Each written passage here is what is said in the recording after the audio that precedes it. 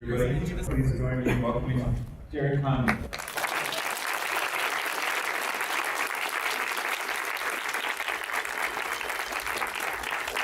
This is Thank weird. you. Thank you for being here, and congratulations on the story of your life, the story of your early life. Congratulations on your torture. No. No. But to start, talk about I guess a year or two ago when Joel Edgerton first approached you and said he wanted to make a movie out of this. Were there reservations? Were there concerns that you had originally? Yes, definitely. I mean, I'm not a big film buff. I mean, I love film. My husband is a big film buff. And when Joel approached me, I was really concerned about how the tone would come off from a straight man. And, you know, so when I went into the meeting, he immediately said, I want to meet with other survivors of conversion therapy.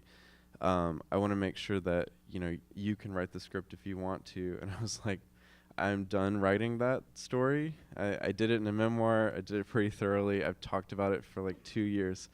But I said, you know, if you do write it, you know, what's your plan? Like, what's the whole object of you, an Australian man, suddenly wanting to do a story? And he said that he wanted to write it in a way that could really potentially affect people like my father. And that was an interesting way to go about it. And I just, you know, like, the book is very queer because it's very interior, and it's a very specific aesthetic. And I could see the movie functioning as a way to get this subject into the mainstream. And Joel had so many connections and immediately was talking about the business side of things that I was like, okay, we could use this as a jumping off platform to really change the culture. So, even though he was going to write it and you weren't, did you have did he take your input? Did you have access to the script? I mean, as he was I was very careful not to write any of the script myself, because you know how it is if you're a writer, you like just do it all yourself. And like as an artist, I was trying to respect his vision for it. So whenever he sent me versions of the script, I would basically just like look at it for tone. And I sent him this 4-page insane document that was like on LGBTQ representation and getting it right. And the first thing I said was, you have to get as many LGBTQ organizations involved with this movie from the beginning. And he did. So we got like every major one now like involved in this film and its promotion. It's really awesome. The other thing is, he like, whenever I would write something about the script, you know, like I would say, the original ending of the film was actually much different from this one. It was a little bit more sweet. As in, it would probably have made like millions more dollars, and I probably made Focus lose a lot of money. But I said actually, you know, you have a very positive arc with Nancy, and my mother is a real hero. She's now like going everywhere with me. I wish she could be here tonight. And she's like a P-flag mom who's like really fired up and wants to change the world.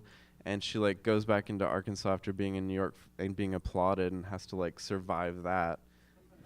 Which it's terrible. Like, here people are like, oh, we love you and your son, you're so amazing, like you made it happen. And then when she goes home, they're like, I'm so sorry, your son is gay. And it's like, okay, you know, talk about whiplash. yeah.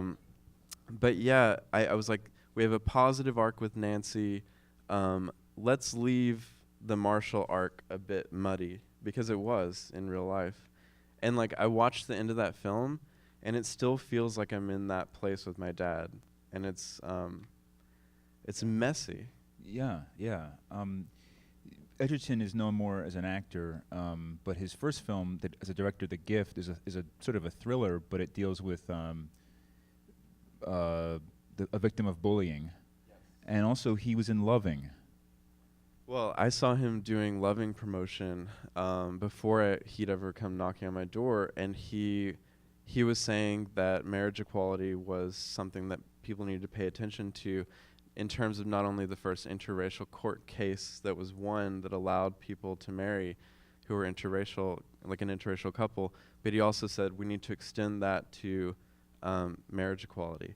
And so he was already a good ally. and also a really great actor in that movie. Like, he's fantastic.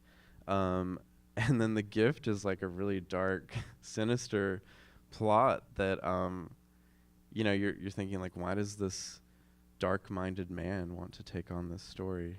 Well, I guess there are sort of psychological thriller aspects that could carry over. So we'll talk about Lucas Hedges in a second, but like, to your point about him including LGBT groups, also actors. I mean, Cherry Jones is in this film for one scene, and Xavier Dolan, Xavier who Dolan, I'm a big fan of. Yeah, he's made like 7 or 8 films as a director. He's like a boy genius. And Troye Sivan does the song that we heard at the end too. And actually, a lot of I'm not going to out people that were in it, but a lot of the Love and Action actors who were in it were out, or at least they'd had similar experiences to that. What was it like meeting Lucas for the first time? Because you had probably known of him. Yeah. I mean, Lucas, like Joel wanted Lucas and I to meet pretty early on. And so we met in Dumbo and walked around in a really surreal day. I'd just seen like Manchester by the Sea because I knew I was going to meet with him. And so I was starstruck by this person who is really talented. And he was so shy that it made it easy to talk to him. And actually, I was a school teacher for 6 years, so I was like turning into that school teacher role really quickly. And I was like, listen, don't do this unless you have to, or if you don't want to. Like, I was like cutting my own success out from under me, because I was just like, don't feel pressure. You're in a lot of things. And any of you who have read any of the pieces on Lucas lately, you're like, please just take a breather. It's okay, Lucas. Like, you don't have to do every single movie. And a play. But yeah, he's the sweetest in the world, and he actually he said, I've read your book, I love it. I saw that he'd marked up almost every page, which was enough for me to be like, yes, take it. But also, he said, I've read your story, and I feel like you've opened up your heart to me. You should see where I grew up. And so he took me back to his childhood apartment, and I met his father, Peter Hedges, who's also a director, amazing director, and then he showed me his bedroom, and I just felt like this was somebody who was really open and nice, and and a month or two ago gave a really, really thoughtful interview to the New York Magazine for how old he is, 20 or 21, in which he talked about sort of sexuality as a spectrum and said he is not sure where he lands. Were you? Yeah, and he said it on Ellen too. I mean, I knew this stuff early on from our first talk, but of course I wasn't gonna say anything. To me, it was enough to know that he had experienced some of that shame growing up, and in that piece for New York Mag, he talks about having his first crush on a boy, and so that was, I felt like his sensitivity combined with his own experience with it was just perfect. Yeah. I love Russell Crowe in the film because that could so easily have tipped over into some fire-breathing, bigot character. And it's your dad, and there are aspects, there, but there's a warmth as well, especially in that last scene. But I heard that your dad and him spent a month texting each other. That was one of the weirdest months of my life. So Russell Crowe randomly decided to go to Arkansas to visit my dad's church. And I say randomly because I got a phone call. I was in New York, and I get this phone call from a producer on the film, Carrie Roberts. And she said, do you know where Russell Crowe is? And I was like, how the hell would I know where Russell Crowe is? I'm not on set. Like, I've never met him before. And she said, because we have reason to believe that he's flown a private jet to your father's church. And I was like, fuck off, and like, sorry. My mom's going to see this, and she's going to get really upset that I said the F word. Anyway, so I was like, never mind. And then I got a phone call 2 hours later, and my dad was like, you'll never guess what just happened. And I was like, did Russell Crowe randomly come to your church? And they like spoke for quite a while, and Dad gave him the pen that's in the film at the end. And Russell was really like touched by this experience, and wrote an entire sermon in my dad's voice. He was so obsessive. Russell Crowe is like really obsessed about every detail. He made me, while I was on set, look at like this huge box of watches, and he said, "Which one would your father wear?" He like looked at watches that he'd seen in Dad's photos, and he was like, "Which one would he wear?" And I felt a lot of pressure, and I was just like, "That one, definitely that one." Audiences will know if I chose the wrong one.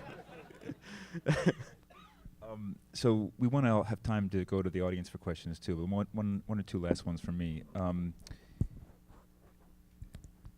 John Smid is the real name of the character that Joel Edgerton plays here. And as it's revealed, I like how it's revealed at the very end in that little title card that says he now lives with his husband. You know, that's actually, so Joel had actually dramatized that in the film and then cut it. I think it's better this way. It is, and I said, the story that's always told is the demon turned angel, and people always want to see that story. You know, they always want to see the evil person, like, rehabilitated. That's like, you know, from the Me Too movement, that's true. But I was like, we've told that story, let's tell this one. So he now says that the success rate for gay conversion is 0%, and it always has been. Do you have any relationship with him? I mean, are you friends? Facebook friends. You know what that means. No, it's very complicated, as are all my relationships, it seems. He friended me on Facebook a while ago, and I decided to accept it and offered his apology, and it seemed heartfelt. And then he's doing all the right things. Like, I got him to donate all of his documents from Love in Action to the Smithsonian, so conversion therapy is forever recorded in American history, which was a big deal and really awesome. He worked with us on a podcast, Unerased, which just came out today. Yes. Yeah. Yeah, and and that's with the producers of Radiolab. That's my plug. It's really good. But he worked with them fully. He let them stay with him for 2 days. He's doing the right things. Now, you know, given that, can you ever truly forgive someone who's responsible for suicide? Many. You know, like, he made a public post one time on his website, and it was a big apology, and the first response that came after that was a list of people who died from suicides after being in Love in Action.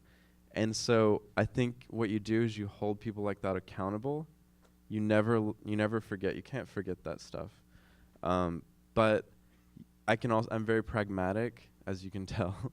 And so I think that his saying that conversion therapy never worked is an incredibly important message, and coming from the mouthpiece of someone who ran the largest and most successful conversion therapy camp in America for 15 years, that's a big deal.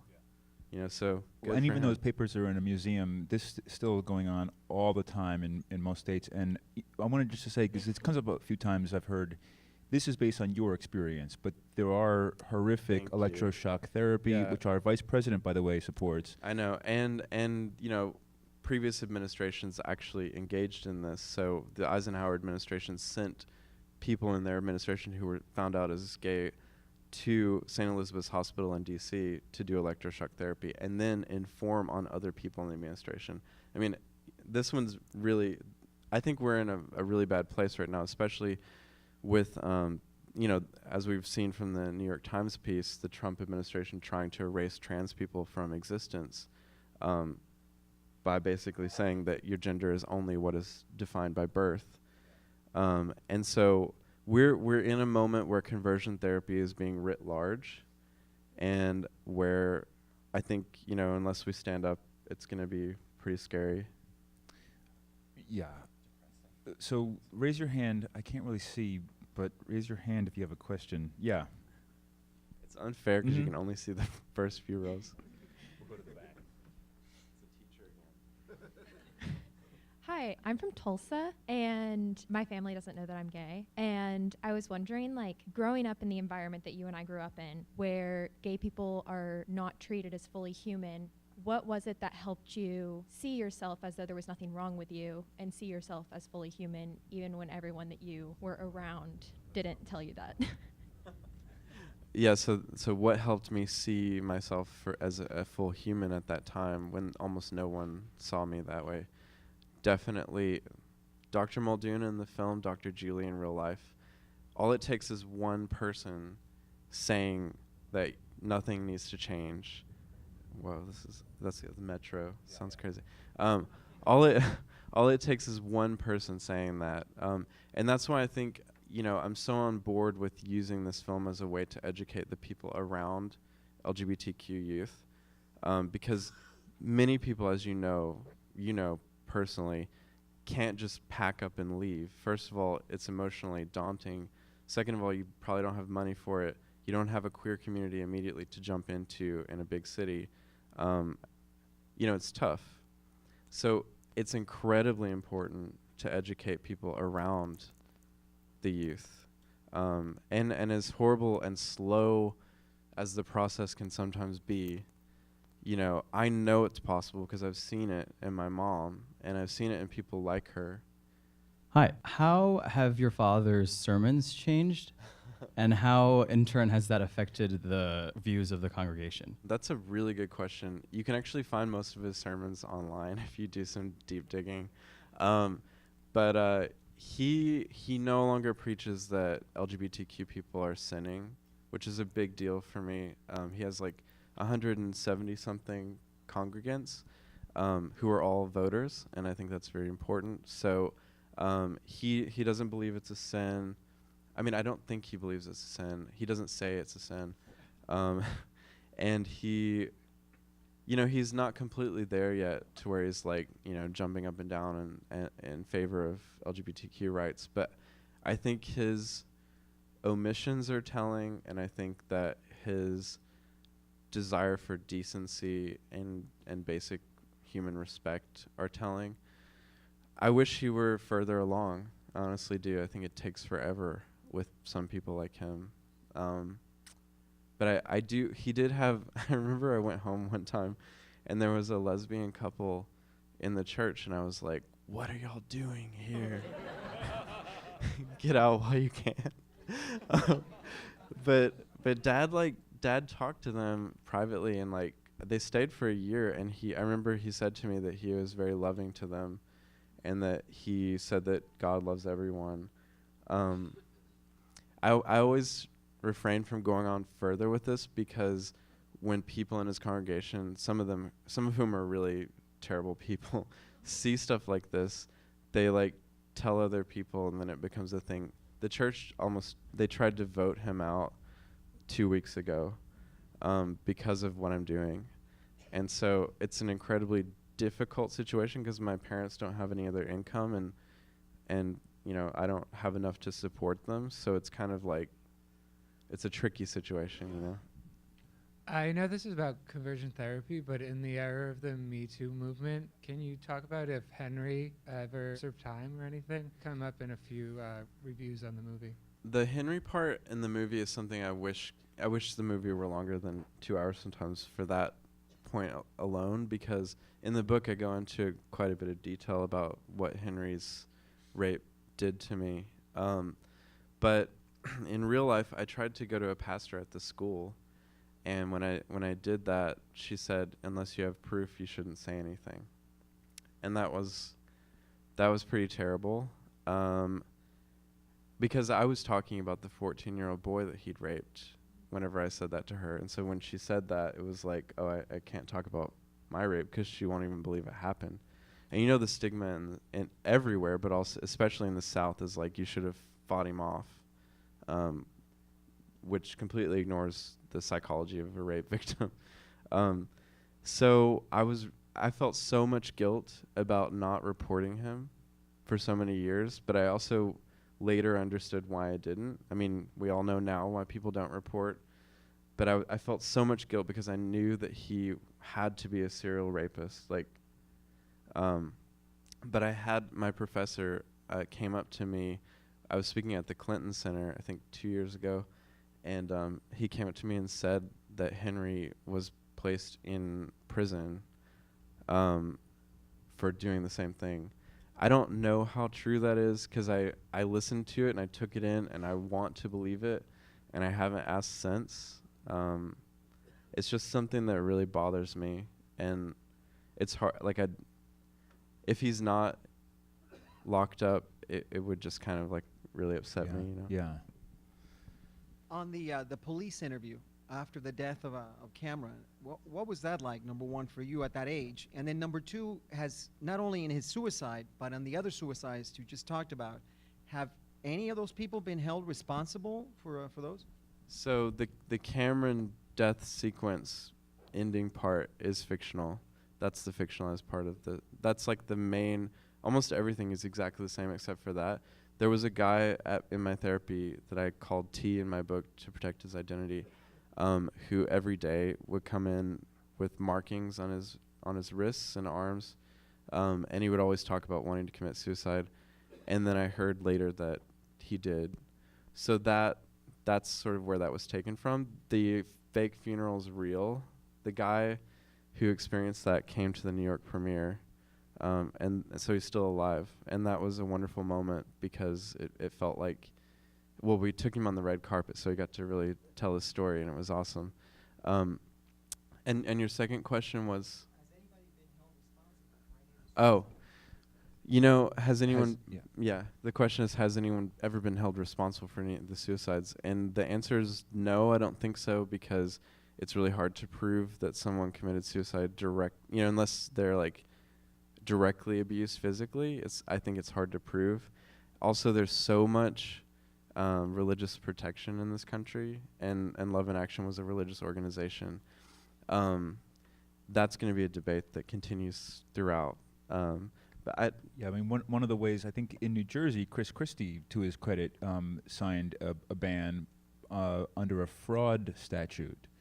It's very rare. They tried to do it in California recently, and for various complicated reasons, especially regarding how the courts are aligned right now, it could backfire pretty quickly. Right, and I think that fraud is when there's an exchange of money, but if there's not that, if it's a church, then... But that would be a big legal win, because if we could get it so that conversion therapy wouldn't be paid for, then a lot of these organizations wouldn't feel the need to do it.